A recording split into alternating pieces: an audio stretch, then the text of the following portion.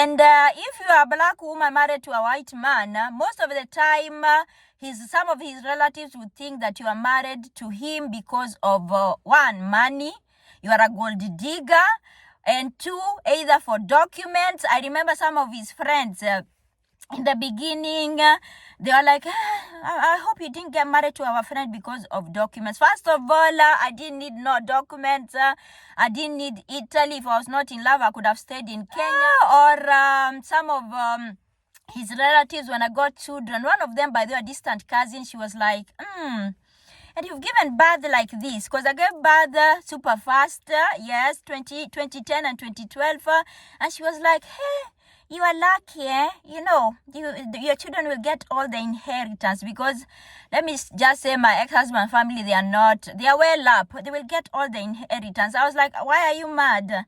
Because you thought if your cousin maybe could not have gotten children, all the inheritance will go to you and your children. Shame on you. A friend of mine, she was like, mzungu tu ndio uliona upate. Mzungu, I hope akona pesa. Like a white man. Is that what you went for? I really hope he has money, because me with white men, no. I see them as pigs. And I was like, what are you talking about? What if a white man calls you a monkey? Will you be happy? Like, why are you discriminating another human being because of skin color? She was like, no. Me, I can't date white men. Hey guys, welcome to my channel. If you're new here, my name is Liz. If you're not, welcome back. It is a gloomy Sunday morning. And if you see me in the car on a Sunday morning, you already know my son has a game. But before the game begins, a little bit of chit-chat. And today I want to talk about interracial marriages. And I've been watching my channel. You know, I was married to an Italian man. We were together for 17 years. He was my first boyfriend. And so I can be able to talk about my experiences being in an interracial marriage. We went different ways 2 years ago because things were not working out.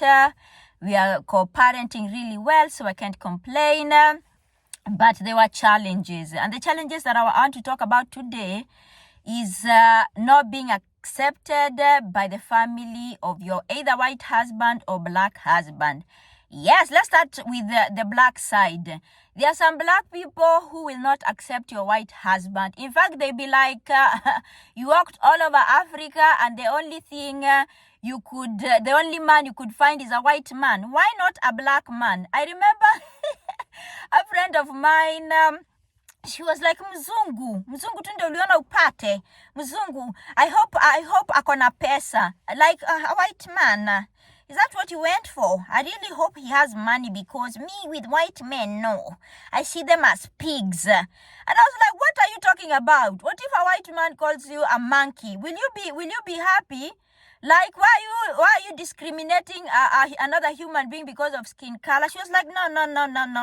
Me, I can't date white men. I was like, that is your choice, but you don't have to come and talk all this shit just because I'm with this Italian man. First of all, he's a human being. He's not a pig.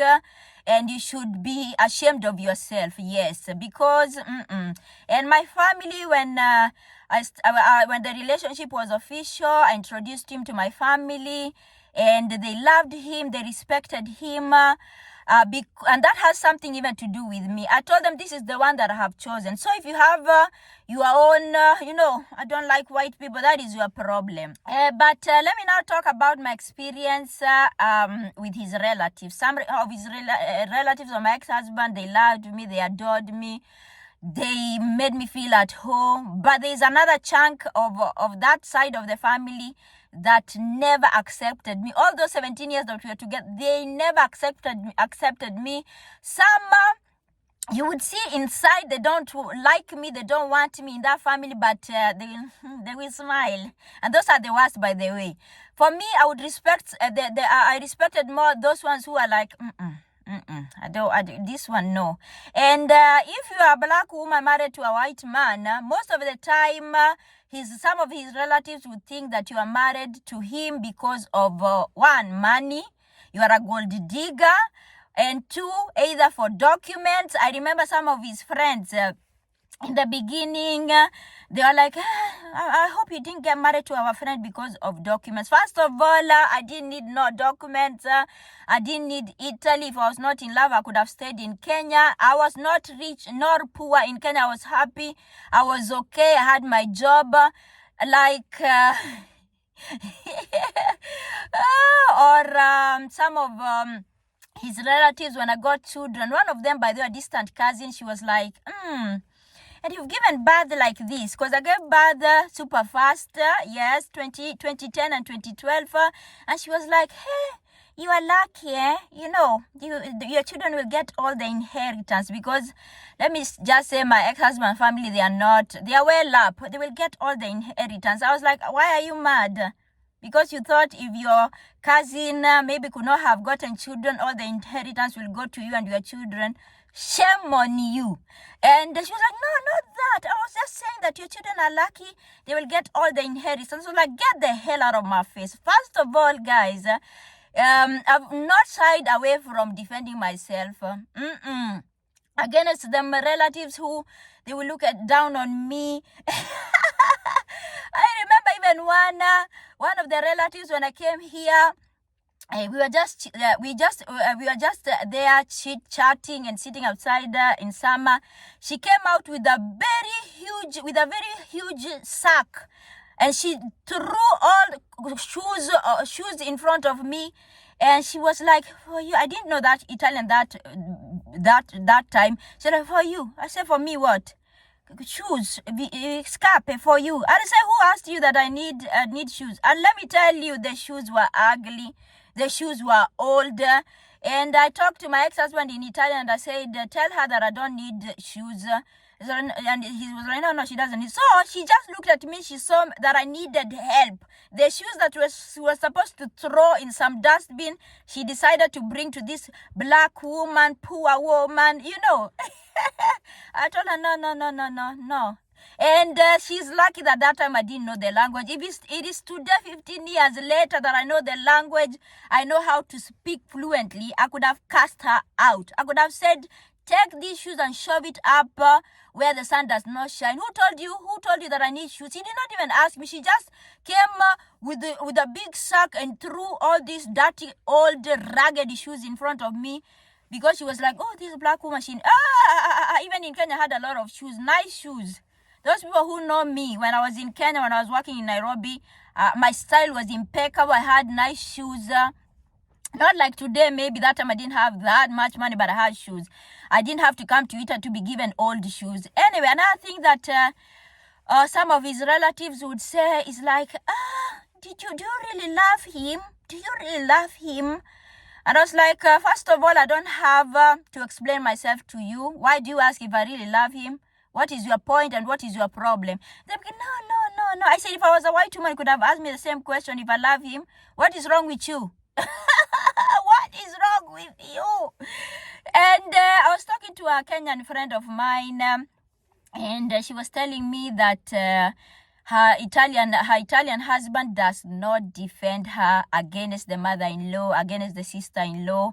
And the minute she opens her mouth to defend herself, the man will defend his own family. The man will be like, why? You ever exaggerate? What did they do to you? And one day, when we were texting, I said, ask your husband, why can't you stand up for me?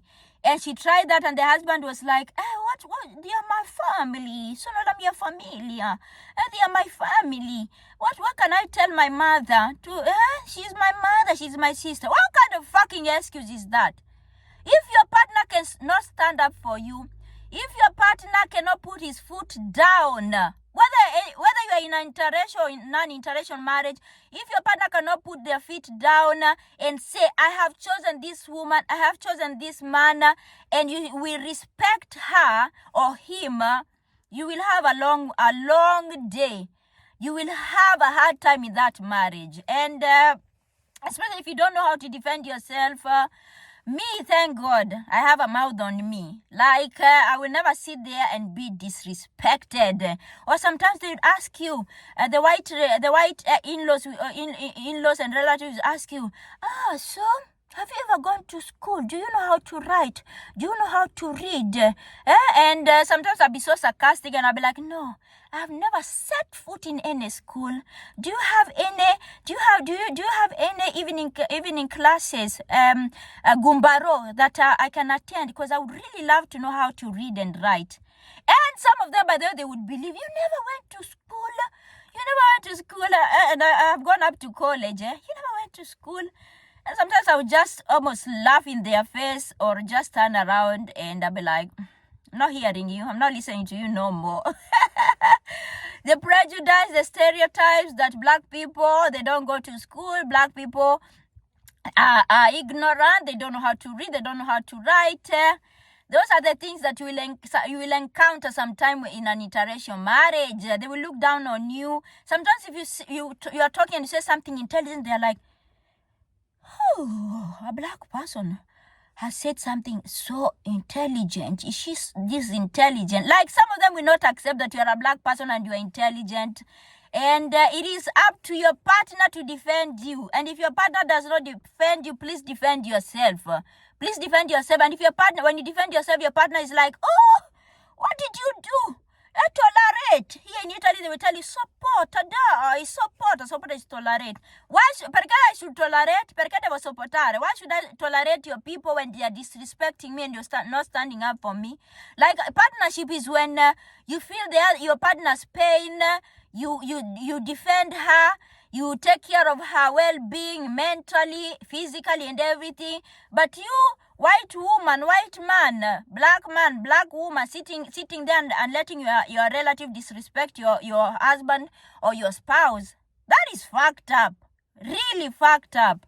And anyway, now that we are separated, some of his relatives, the ones that never liked me, they are happy. They are like, finally, our person is not with a black woman anymore. Oh my God.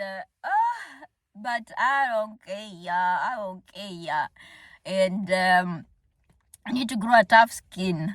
You need to grow a tough skin when you, as a black person abroad, especially when you come across relatives who will not accept you because of your skin color. You need to grow a tough skin. And if you have a white husband or a white wife that does not, that just sit there and let his relative disrespect you, you need to rethink about that marriage. Because I remember me in Kenya when some stupid Kenyans, especially touts, makanga, would try to disrespect my ex-husband, I would jump in. I remember one time at the market, this woman wanted to say that my ex-husband stepped on her tomatoes at the market. And it was not true. And she said, like, you need to pay. I said, no, he does not have to pay. No, he did not step on your tomato. What is wrong with you? And she was like, wait, unaringa tu kona mzungu. You're feeling yourself because you have a white man. I said, no, first of all, he's not a mzungu. First of all, he's a human being and he's not going to pay for any tomato that he did not step on. Okay? Also, and also some touts, makanga. They are like, hey, you, sister. Is this the only person that you saw you didn't find a black man? You had to go and collect this white man, with white skin, and then the stereotype is that white people don't know how to. So like, try a black men they know how to.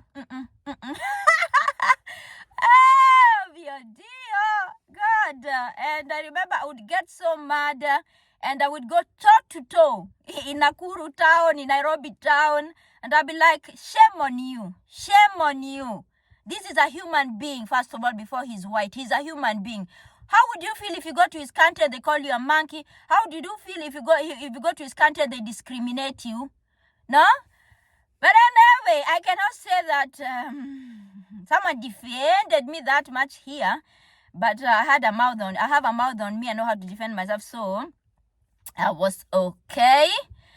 And yeah, anyway guys, the game is about to begin. Ciao.